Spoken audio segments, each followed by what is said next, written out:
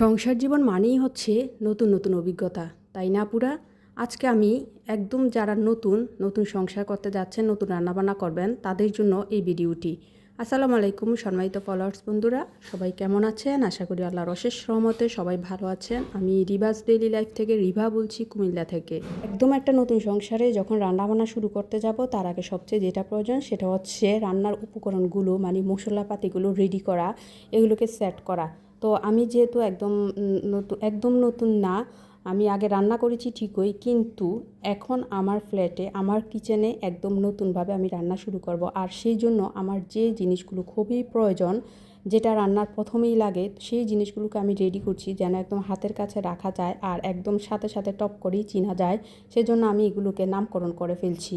আমার পরিবারটা তো খুবই ছোট, মূলত হাজব্যান্ড ওয়াইফ দুই একজন বাবু নিয়ে সংসার শুরু করা যায়, কিন্তু আমার হাজব্যান্ড প্রবাসী, তাই আমার এক ছেলে এক মেয়ে শুধু, তাও ছোট, তাই আমার সংসারটা ছোট বললেই হয়। আর এই ছোট্ট সংসারের জন্য, ছোট্ট ফ্যামিলির জন্য এমন একটা সেট নিয়ে নিলে অনেক বেশি ভালো হয়, কারণ এই সেটটার দামও বেশি না, মাত্র 120 টাকা নিয়েছে। আর এটাতে খুব সুন্দর করে সবগুলো 5টা থাকে।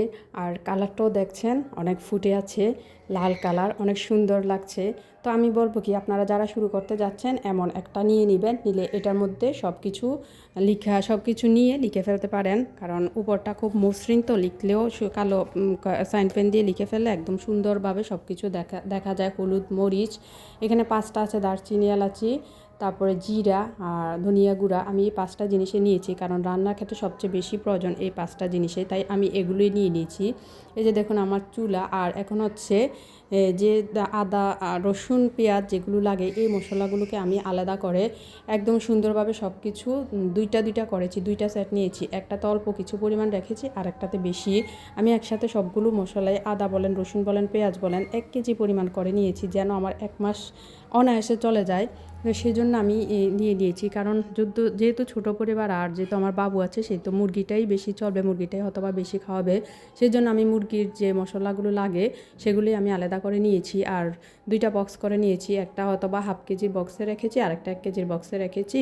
1 কেজির বক্স হয়তোবা পুরে নাই, যতটুকু পুড়েছে অতটুকুই রেখেছি। আর আমি 2টা আলাদা আলাদা করে আমি সুন্দরভাবে সব কিছু লিখে ফ্রিজে করে নিয়েছি, কারণ রান্নাবান্না শুরু করার আগে এটাই হচ্ছে ইম্পর্ট্যান্ট, সবাই এই জিনিসটা আগে গুছিয়ে নেবেন।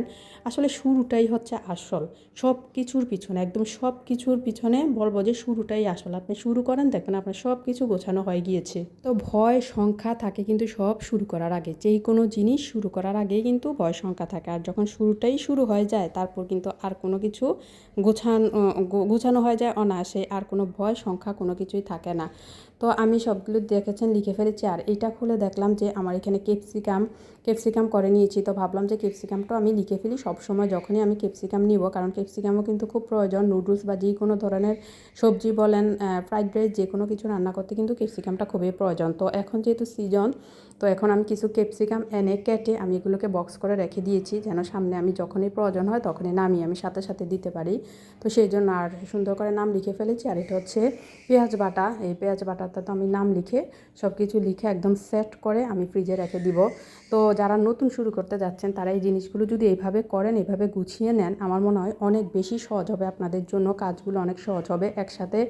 একসাথে কেনাকাটাটা হয়ে গেলে একসাথে ব্লেন্ড করে একসাথে গুছিয়ে রাখলে, তখন যে কোনো সময় আপনি নামিয়ে যে কোনো কিছু রান্না করতে একদম সহজ হয়ে যাবে আপনার জন্য। আর আগের ভিডিওতে আমি আমার কিচেনটা সম্পূর্ণ দেখিয়েছি, আমি আমার কিচেনের সানসেটগুলো কীভাবে পরিষ্কার পরিচ্ছন্ন করেছি, এলোমেলো কিচেন গুছিয়েছি, সেগুলো আমি শেয়ার করেছি আপনাদের সাথে। আর আজকের পর্বে হচ্ছে আমি শেয়ার করছি মশলাগুলো আমি কীভাবে গুছিয়ে ফেলেছি। সবগুলো মশলা, শুকনা মশলা বলেন আর বাটা মশলাগুলো বলেন, সবগুলো মশলা আমি কিভাবে একদম সুন্দরভাবে লিখে সেট করে ফ্রিজে রেখেছি তাকে। আমার ফ্রিজটা যেহেতু ড্রয়ার সিস্টেম, তো আমি একটা ড্রয়ারের ভিতর আমার যত ধরনের মশলা আছে, আমি সবগুলো মশলা একসাথে আমি রেখে দিয়েছি।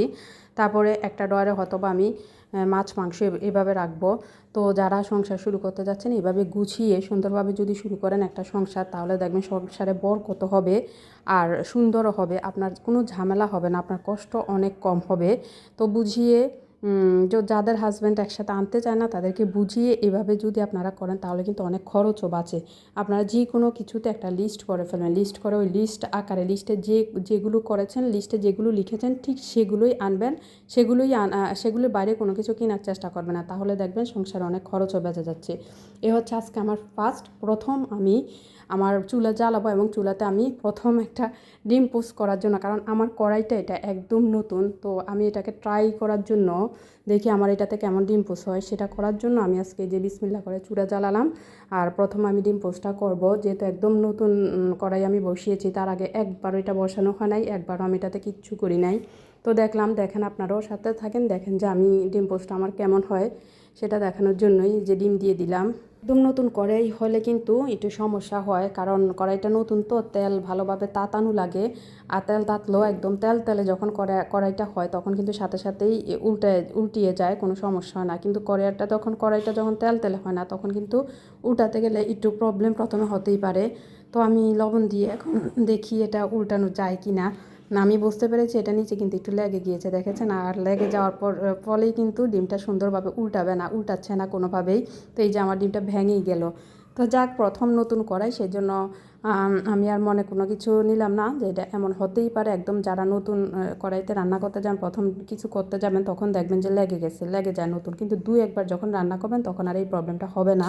তো আজকে এতটুকুই, আল্লাহ হাফেজ, সবাই ভালো থাকবে।